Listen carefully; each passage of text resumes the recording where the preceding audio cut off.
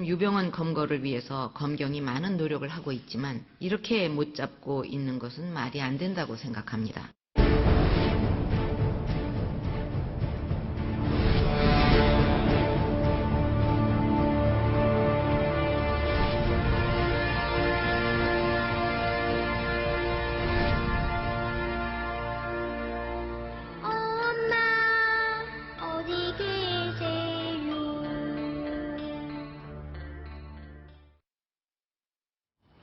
자, 오늘 아침 6천 명의 병력을 동원해서 우리 검찰과 경찰이 경기 안성의 금수원을 덮쳤습니다만 결과는 실패입니다.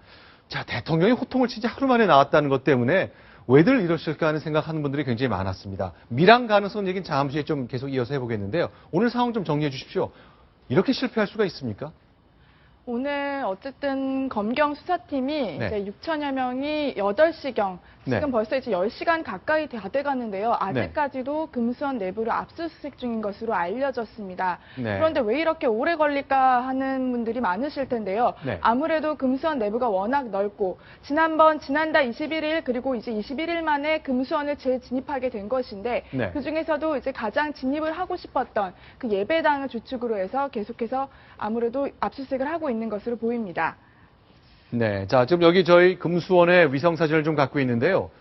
자, 여기가 38동 국도, 온갖 잡범들이 다 잡힌다는 이 38동 국도고, 이 여기 금수원 정문이 있으니까 정문, 뭐 10군데 넘게 다 6천 명이 쭉 진입을 한 거죠. 네, 검경 수사팀은 전날 회의를 해서 체포 작전을 세웠고요. 네. 그래서 10곳이 넘는 그런 여러 가지 통로를 통해서 금수원 내부로 진입을 했습니다. 핵심 시설은 여기였죠. 네, 금수원에서도 가장 큰 대예배당인데요. 네. 이곳은 동시에 신도 5천여 명을 수용할 네. 수 있는 장소입니다. 네. 특히 2층에 유병헌 씨가 사진 작업을 하는 등 집무실이 있어서 이곳에서 검경 수색팀이 압수수색을 계속 진행한 것으로 보입니다. 자, 유병헌 씨 일가의 별장이라는 곳, 이것도 좀 주목을 해야 될 것 같은데, 자, 어쨌건 이렇게 들어가서 6천 명이 하루 종일 10시간 넘게 뒤지고 있는데, 뭐 신도 6명 체포한 거 정도 아닙니까? 소득이 별로 없네요.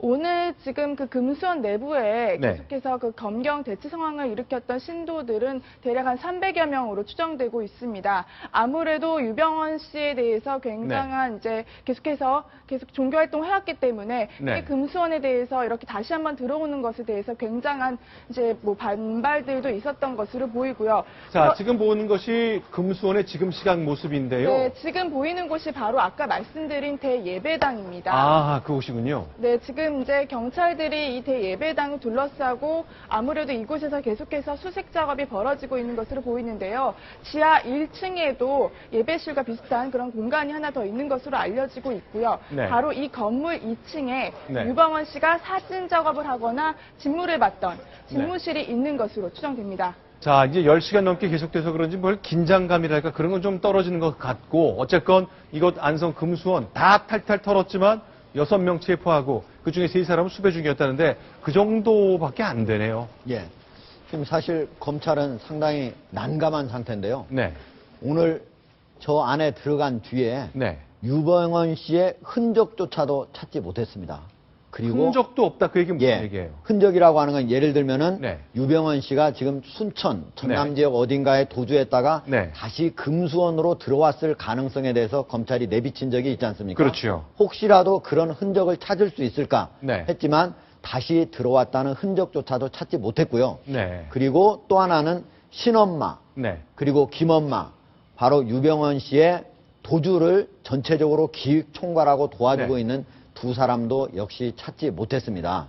김엄마, 신엄마, 엄마 어디 계세요? 그렇게 물을 수밖에 없었는데, 아니 이렇게 들어갔다면요. 검찰도 경찰도 그동안 쭉 여러 가지 정보를 갖고 하는데 들어가면 되겠다 싶은 판단을 했을 텐데 이렇게 빈손인가요?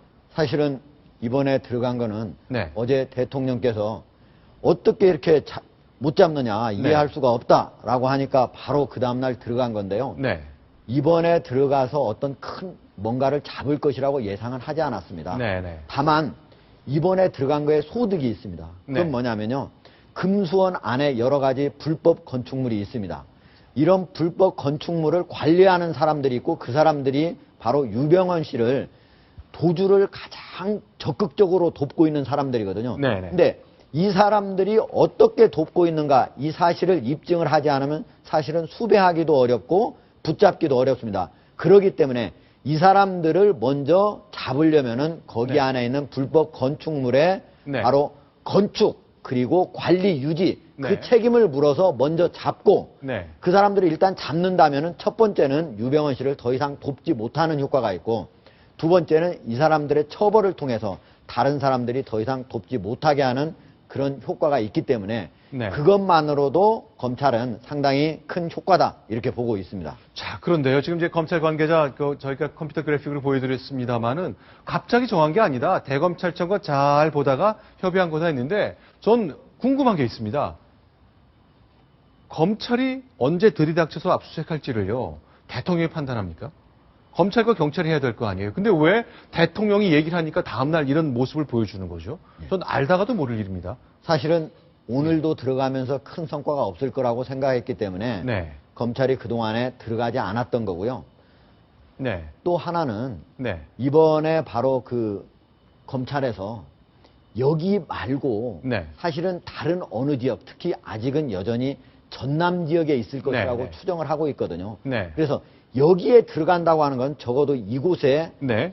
유병헌이가 없더라도 김엄마, 신엄마 정도는 있을 것이라고 네. 생각을 해야만 들어갈 수 있기 때문에 네. 어쩔 수 없이 들어간 측면이 있고요. 네. 네. 알겠습니다. 그러면 어쨌건 수색의 결과는 없었던 걸로 보이는데 뭐 보물 같은 정보를 어떻게 찾았을지 모르겠습니다만 이번에 그 밀항 가능성과 요트 얘기를 해봐야 되겠네요. 자, 저희가 지금 지도를 하나 그렸는데요.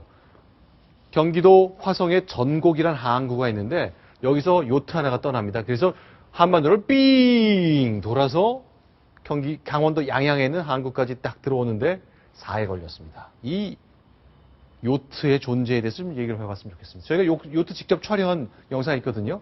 보시면서 좀 얘기를 나눴으면 좋겠는데 이 요트가 왜 이렇게 의미가 있는 겁니까?